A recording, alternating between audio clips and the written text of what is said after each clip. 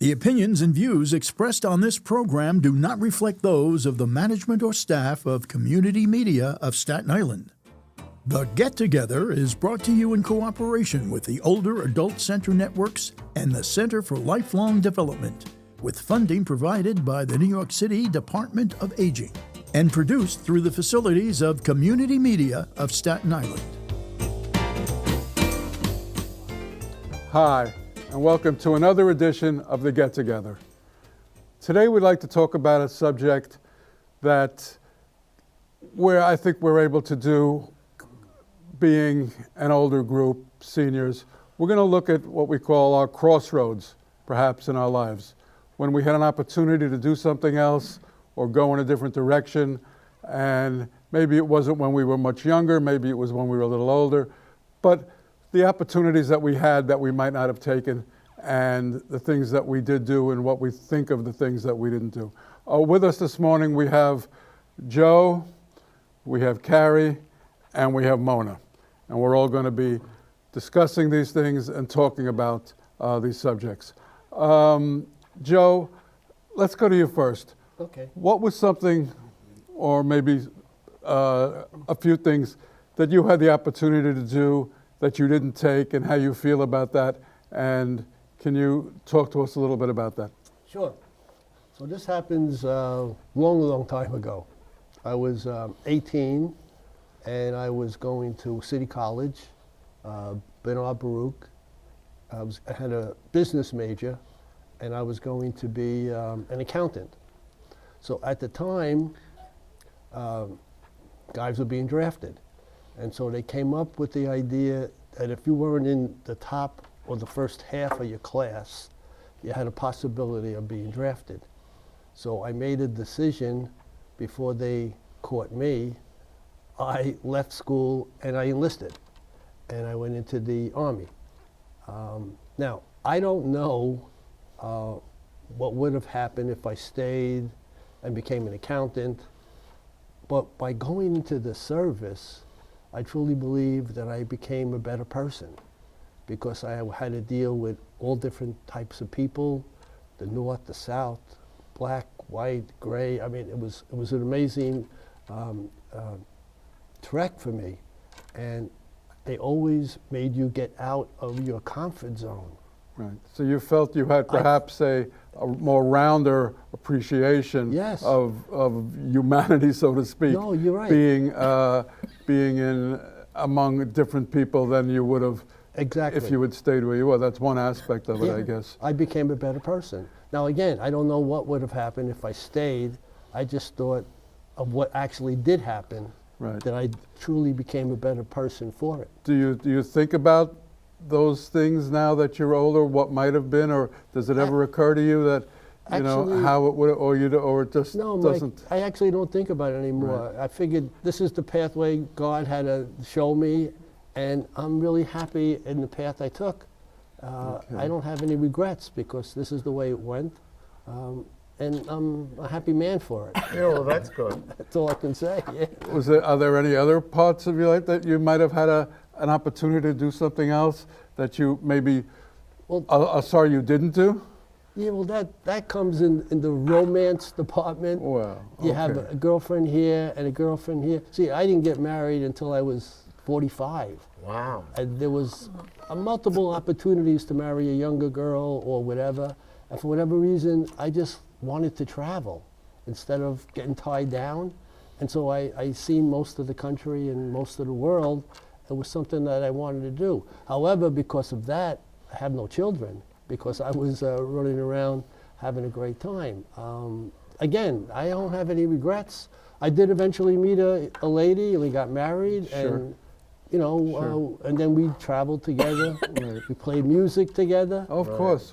We no all regrets. know. I don't have any regrets. No, okay, all right. It's you know, these things are, you know, interesting things to talk about, and I like to just say that we're not going to talk about regrets, but just what might have been, and doesn't have to be, you know, regretful. It's just wondering what, you know, with age we have a time to reflect now. So just as reflections go, but thank you, Joe. That was very interesting. You're welcome. Okay. You're welcome. Now I'd like to ask Carrie, what about you, Carrie, can you talk about some of the opportunities you might have had that you didn't take, or something along those lines, and how you think about it today? I could probably talk about it for the rest of the session.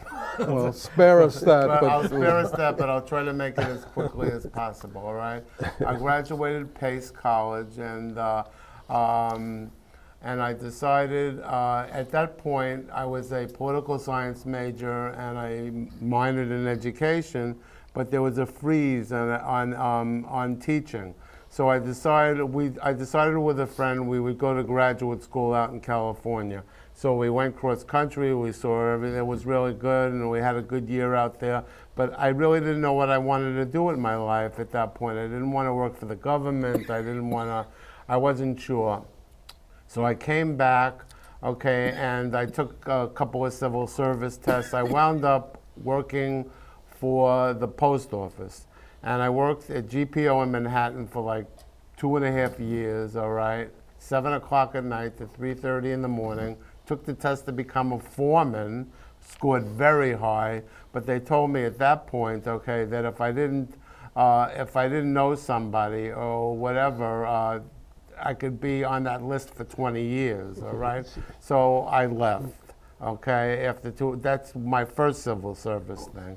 Then I was finally able to get a job teaching, okay, substitute teaching, and it was a very kind of like difficult experience because they always wanted to sync the sub, okay, when a teacher was out and whatever. Then I finally got it. Sink the sub? What is that? That's Sink like the submarine? Sink the substitute, in other words. Like they would take advantage. Put you through right, stuff. Right, they would take advantage, all right, they would throw erasers at you and, you know. I might have been one of those kids and I just tested because no, I remember when the sub came, it was it was free. You know, I pity those people now because I remember what we used to do to them, but or try to make their things difficult. So you gave up on substituting. So, but then I finally got a job teaching a regular class, okay? I taught junior high school math, my worst subject in school, okay? Because they didn't need history teachers. And I did that for a while, all right, for about a year and a half. And then I said, no, this is it. I can't take this anymore.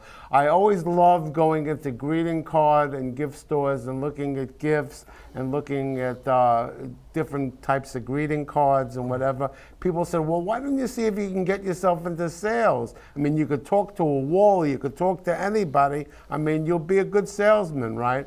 So I did that, and that's what I basically wound up doing for 35 years. All right, I worked on straight commission.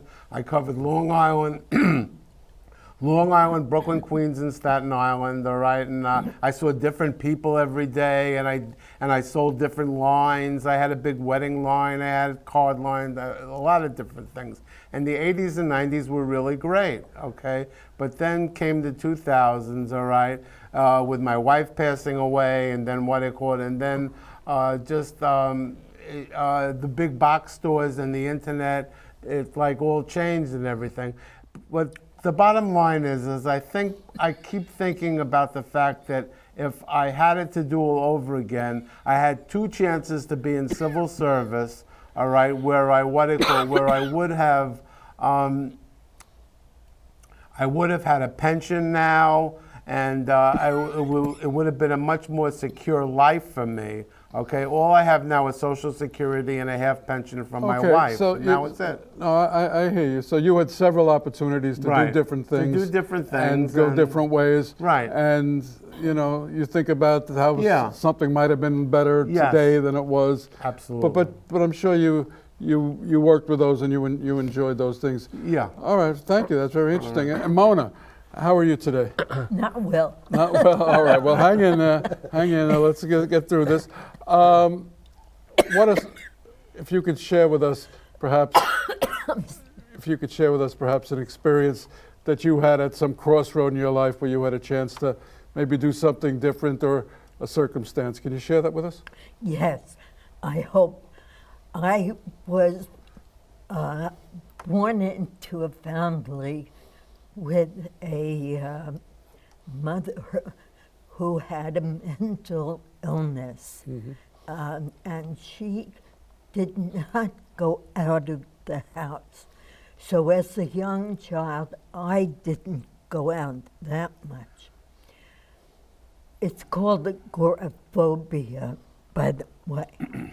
And thus I had no social skills whatsoever. Very quiet. My best friends were my books. I had my nose in a book all the time.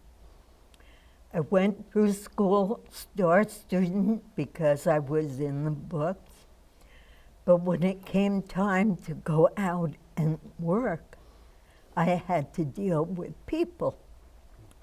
And I was prepared to be a teacher because I went to college without paying tuition because they needed teachers. And so I had to deal with young people. I thought I wouldn't be able to do it, but like everything else, you do it until you can do it. And I did fake it, and I did make it, because I became in love with communicating what I had learned in the books with the young people. So when did you have an experience where you had a choice to make, to go one way or to go another way? Did you find yourself with that choice, or did you just sort of follow the plan, so to speak, and go along with what you were doing? The plan in giving free tuition was that I would go into the city schools and teach. So that was your opportunity. I didn't make the choice, but I could have frozen in front of the classroom. I know people who tried and left teaching, but I stuck with it. That's my nature. And so the decision was not to quit after I did my time, and I stayed, and baby, look at me now. You can't shut me up. Absolutely. Well, that was a very, very interesting story, and it was a very, we're sure we can learn a lot from that also, the stick-to-itiveness. Thank you for that. And we're going to be back in a few minutes with the next segment. We'd like to thank our guests here today for sharing some of these experiences with us. And we'll see you in a little bit with our next segment. Thank you very much.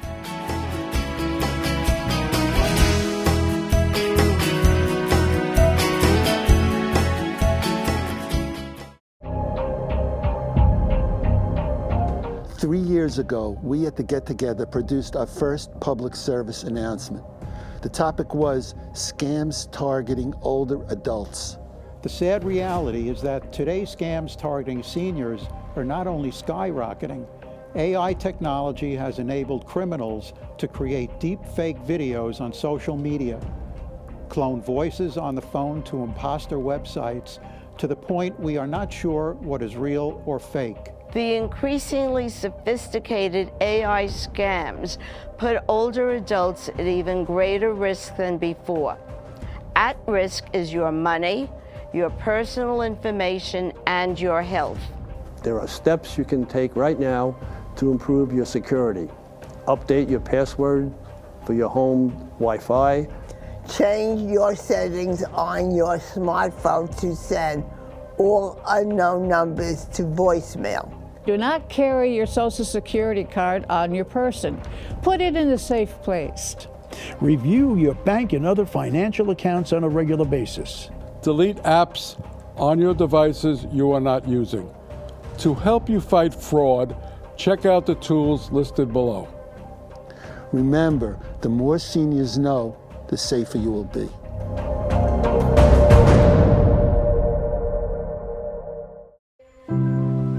We are taught, you don't talk about your problems with nobody because you could get in trouble. And I've been through a lot. Anxiety, depression, sexual assault. When I decided to get help, my life changed. And the mental health box, that was one of the big tools. Accepting help means that we are allowing somebody to bless our life. It's freeing. We got stronger together. Love your mind.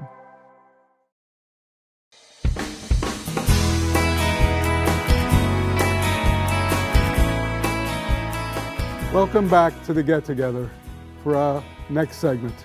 Again, today we're talking about crossroads. And what I mean by crossroads is what we perhaps had opportunities to do in our lives that we didn't do, things that we had to make decisions about, and what we think of them and wonder what might have been. And it's a popular topic among ourselves because we have 4 new panelists for this segment. We have Beth Carroll was with us, we have Dave is with us, we have Ruben, and we have Myrna. So let's get started. And we're going to start with Ruben. Ruben, how about you?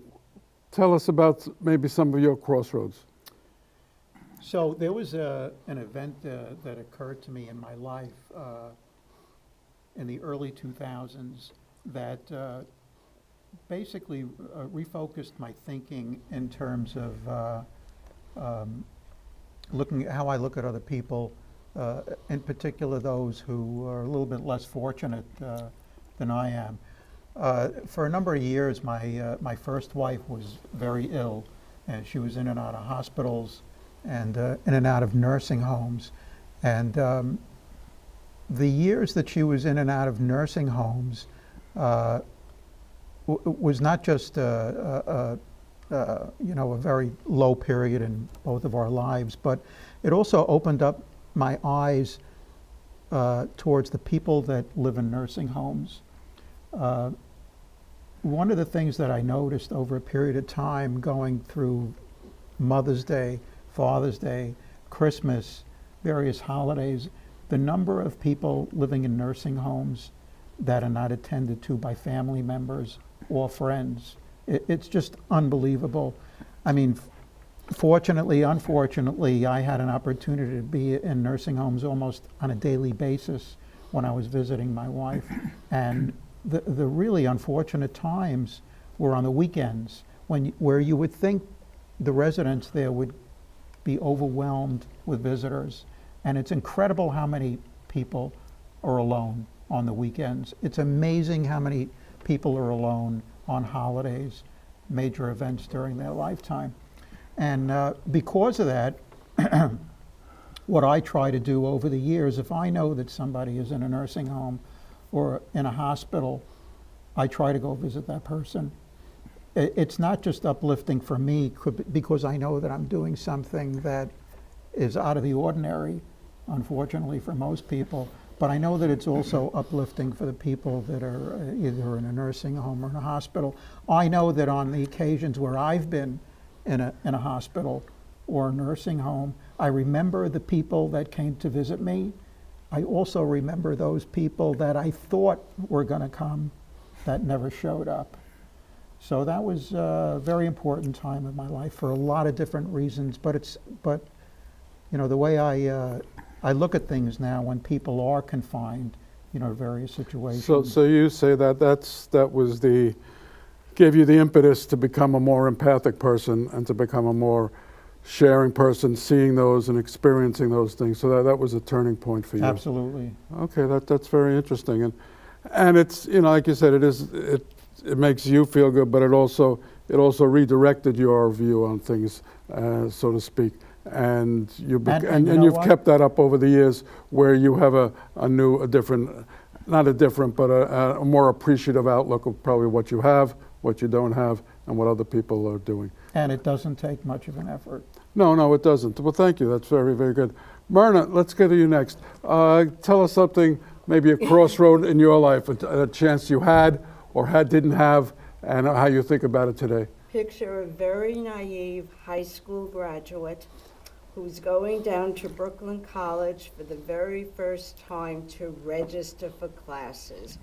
And this is in January of 1964. I knew nothing about college. I didn't even know what a credit was.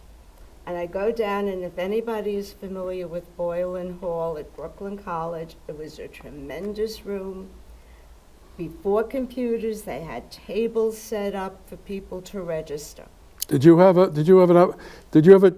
make a decision whether you were going to college or not, or there was no decision there? I don't even remember. I just got swept up in the flow of everybody going. But here I am, standing in Boylan Hall with everything in my hand, and I just absolutely froze.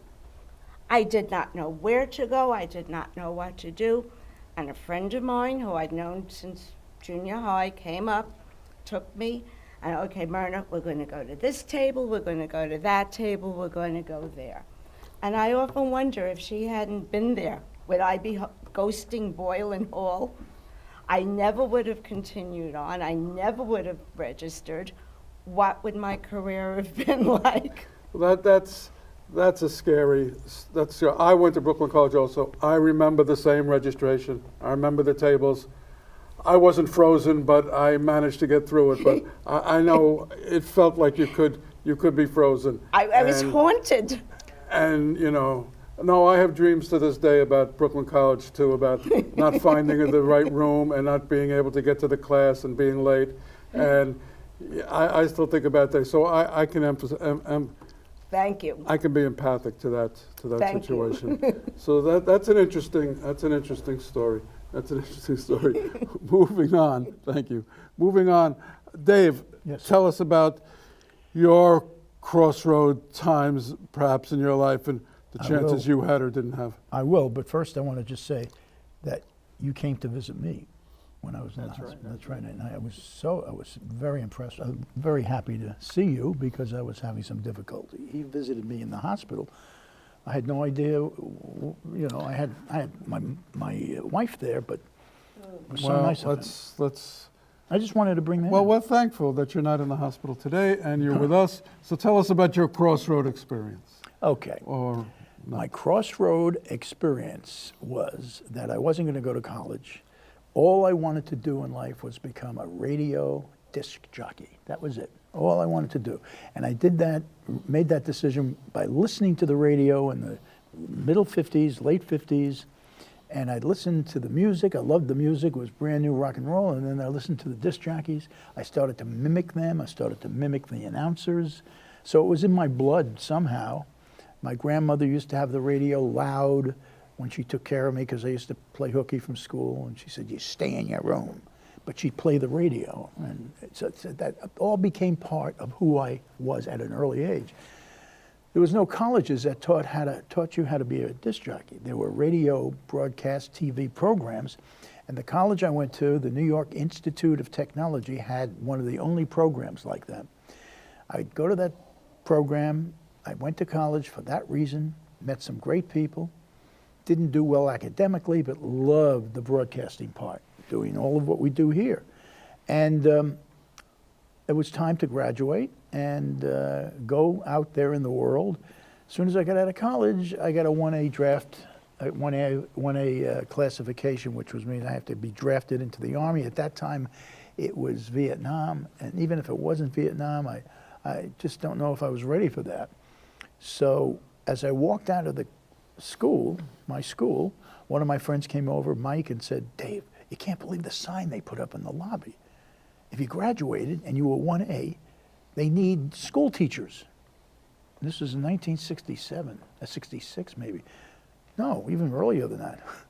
And all they want to do is, they want men more than women. I hate to say it, but they wanted men because of the urban school problems that were happening. They wanted to have men in there because women were very capable, but they wanted a man figure. There weren't too many men hanging around the homes. I want you to believe that. That's true. So I went to the program.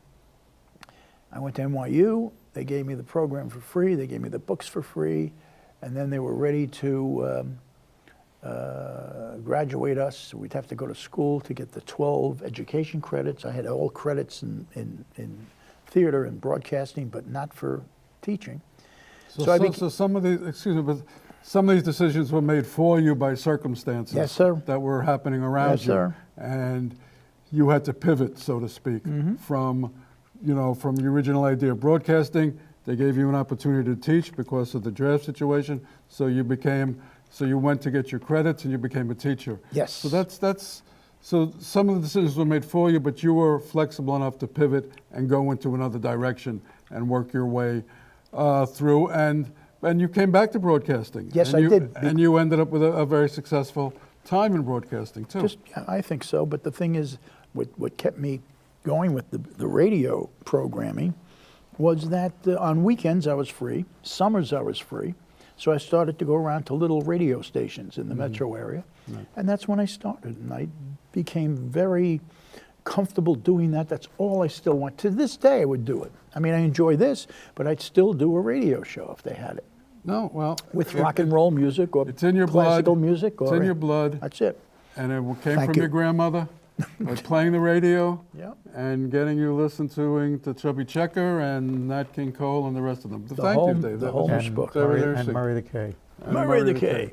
And Herbie down the road. Herbie the G, I think his name was, right? Herbie G and Murray K. Okay, that's very interesting. Thank you. Beth Carroll is also with us today, and we'd like to hear something you have to say about opportunities you had or didn't have and where they took you. Okay, well, I wasn't planning to come here, but luckily I found an event. And what I learned from it is that jealous people make you bleed. And I know that's true because I was one of them. I was in the 8th grade, and there was this girl, she was the smartest in class, and she always made the honor roll. And then on the third marking period, I saw that I made the honor roll. I was like so happy. And then I saw that this girl's name was on the list, and right away I started to act superior. She didn't make the honor roll, and then the girl found out, and she says, "Beth, are you happy and made the honor roll?" Well, a piece of paper doesn't mean anything. I have the marks, and I felt like a terrible person. And throughout the years, I wanted to contact her to apologize. I called on the phone. Her sister said she got married, and another time I saw her in Brooklyn College. I didn't think to apologize, and I've been having dreams a long, long time ago of me apologizing. And it served me right because when I graduated, I didn't make the honor roll, so I learned my lesson. And as I said, jealous people make you bleed, and I feel like a terrible person. My mother said everybody does that, but I still felt terrible. I used to have all these dreams. I haven't had them in years. No, but I'm sure there was a time where you would beat yourself up over it, and you would wring your hands and think of how terrible you are. I think we've all had some of those experiences. I wanted to apologize. I even wrote a letter to her, and I said, I'm sorry what I did, and if you're watching, I'm sorry about how I did what I did, and congratulations for making the honor roll. Well, I'm sure if she sees this, she'll be very. I had a situation like that in junior high school too. I did something to a kid at the end of the term. I threw his books down the stairs, and I felt bad about it because he was like a very vulnerable kid in the school, sort of a weak kid. And I thought about it for years and years. And you know what? I met up with him like 40, 50 years later on Facebook, and I reminded him, and I wanted to apologize. And you know what? He said he didn't even remember it. So I had beat myself up over it, and from years and years, and then he didn't even remember. So maybe that girl doesn't remember it either. And that could be a case. But that's an interesting story too. And I'd like to thank all of our panelists today for being with us. I'd like to thank everybody here. I wasn't even planning to be here. No, well, thank you. You shared a very interesting I'm story. glad I could help. And hopefully we'll see you all next time on The View. We'll see you next time on our program. And thank you for joining us today. Thank you. The Get Together is brought to you in cooperation with the Older Adult Center Networks and the Center for Lifelong Development, with funding provided by the New York City Department of Aging, and produced through the facilities of Community Media of Staten Island.